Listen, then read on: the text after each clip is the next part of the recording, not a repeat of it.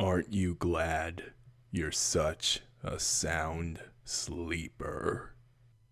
Written by Horror Queen 1212.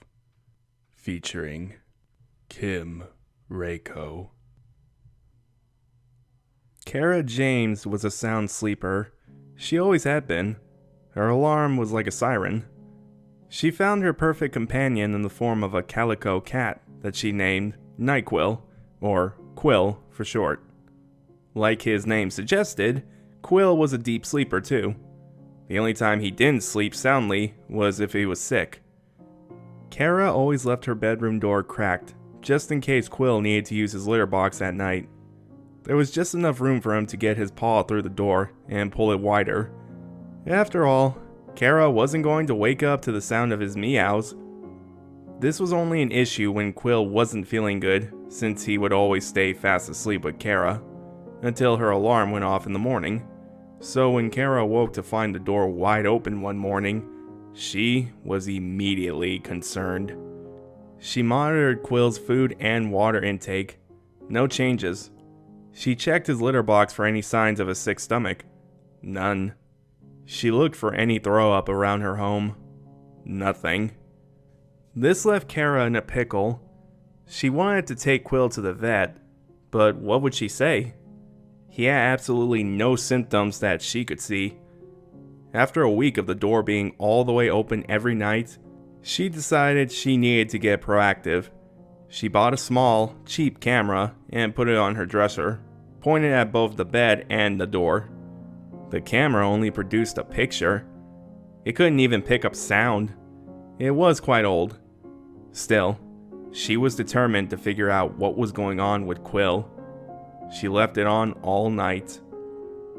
Unfortunately, she couldn't look at it the next day. Have you ever had one of those days at work where everything seems to go wrong? Kara sure did.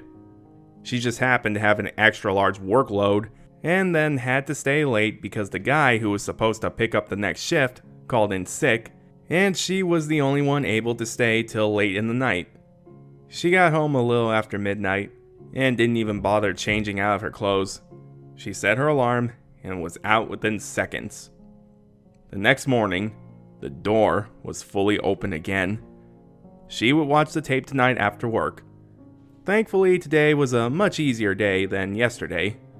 Her boss even let her off early, since she had already covered 2 shifts with no notice the day before. She got back to her house and grabbed the camera. She pushed rewind and made herself some food before going back to her bedroom. The camera had finished rewinding. She pushed play and watched a silent version of herself turning the camera on before getting into bed and turning off the lights. She fast forwarded a bit as nothing was happening until she saw the bedroom door move. She stopped and played the video. She was confused at first.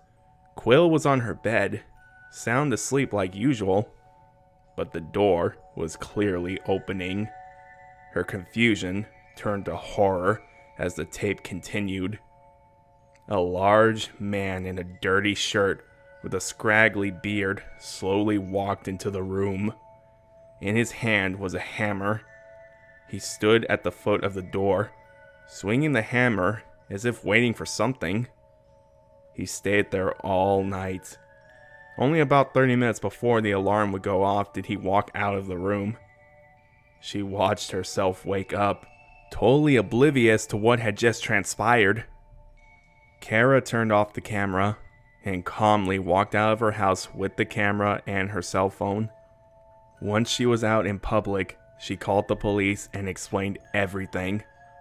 Multiple police cars were at her house in a matter of minutes. She was told to sit in one of the police cars as police flooded her house. She didn't see anything for a while, until 2 officers came out of her door escorting the man from the video, now decked in handcuffs. He made eye contact with her as he was pushed past the car and put into the one directly in front of hers. His eyes were so cold, like icebergs piercing her soul. She knew she had looked into the eyes of evil. She was shown a makeshift room up in her attic. The man had been up there for a couple of weeks. She was taken into the station to give her statement. She didn't feel safe at home. She and Quill stayed with a friend that night. The next day, Kara was called into the police station again. She was informed that the man was named Marcus Ford. He was a known serial killer whose weapon of choice was a hammer. He had killed over 20 women. What the police didn't know is why he had not attempted to kill Kara. He wasn't talking, and the detectives on the case hoped that being questioned by Kara herself might make him open up. She didn't want to, but the question of why he had just stood there swinging the hammer had kept her up all night. She agreed. She was escorted in by a police officer. Marcus was handcuffed to a bolted-in table. A big smile formed on his face as he saw Kara walk in.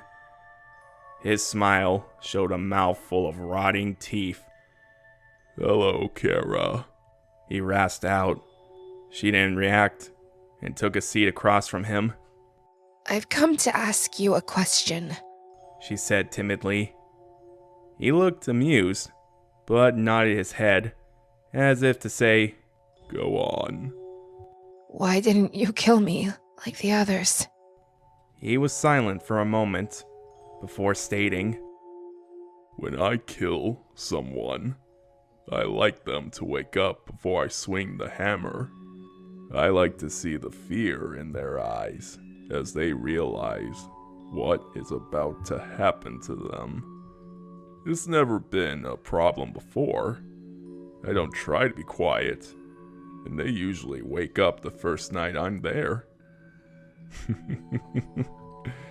"You're the first person that made me camp out." He paused for a second before saying with a sick smile, "Aren't you glad you're such a sound sleeper?"